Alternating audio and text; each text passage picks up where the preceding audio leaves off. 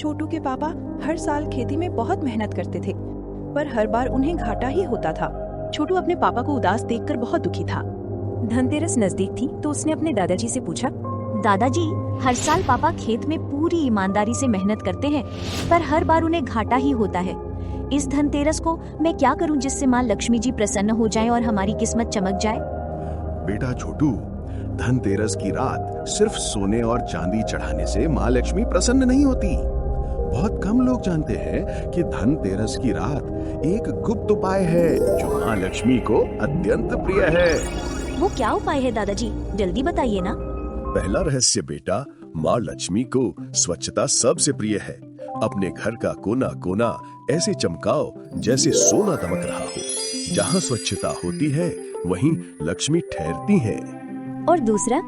दूसरा दीपक, लेकिन साधारण दीपक नहीं।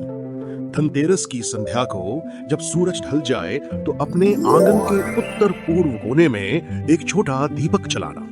उस दीपक में तिल का तेल और एक तुलसी का पत्ता डालना।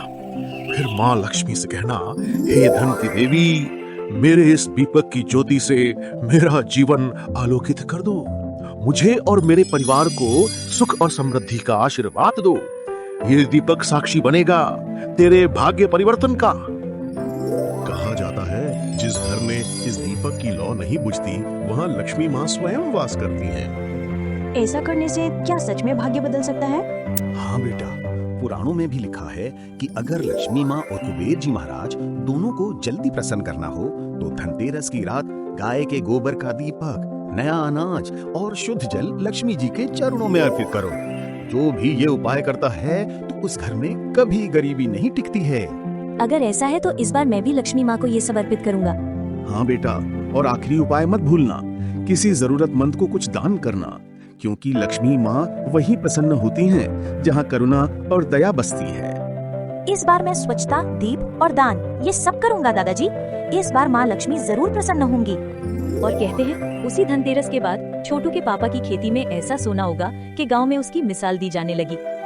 माँ लक्ष्मी केवल सोने चांदी से नहीं बल्कि स्वच्छता, श्रद्धा और सेवा से प्रसन्न होती हैं। धनतेरस की शुभकामनाएं।